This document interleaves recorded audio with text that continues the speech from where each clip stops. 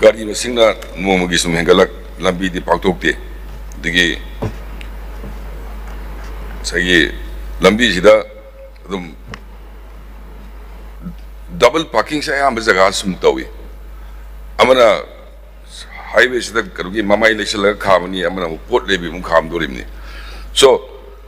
khara kareni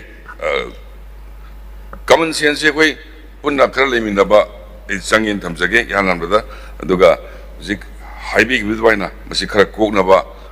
yamda frequent oiba ye bus service gumba sinbi ba yabra haidu MST na already koi tha khara gi mamangdagi matam kuina covid na natraga koi irang sina lepu badu sigi haudra lerme district tani tuita route chemaga koi already haugra haise batai aduga ISBT su hana function torm da badu sagi January 26 tagi si haugre aduga kanugi gari registration number bat masing hengalak pai dudin sai honorable na takpi gre adugi awaba sing dudi haujik se koi maruina Impal manung sida truck sing kari sing yam sang kuna ma meraga amukena traffic jam wenba du kokna ba hanadagi koi ISTT haidana sengmai rum da saramba dugi ayam balo shalaga koi approach road su ayam balo shale aduna kharma kai dun sapaga do mali ngasai honorable na takbiba scrap facility ki matang do the project si MORTH na already approved tauraba project were duga masigi application koi kaujagre PPP model to godobni adubu just kareni atop state sing dadi scrap gari si masing yamna leibani na akoi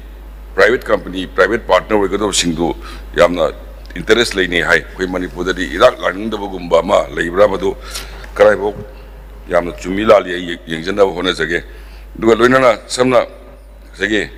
honorable member na takpiri si am chumedi handaki irang thoki boduda unclaimed gari ga mayam su police station wang da leiriba mayam du yengu yam noi jari ana the scrap policy sina hasana babung phara gadi sir nan bada yamna joba mateng gabuni digi gari gi sa highway bodu atopa country sing koi South East Asia ki country sing na even ayam Europe ta gari car si magi garage litna garage ki license out ragadi sigi gari ga lebe ati adumak koi India da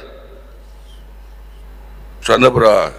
I don't think jage yaragadi koi su masi karam mongda gari si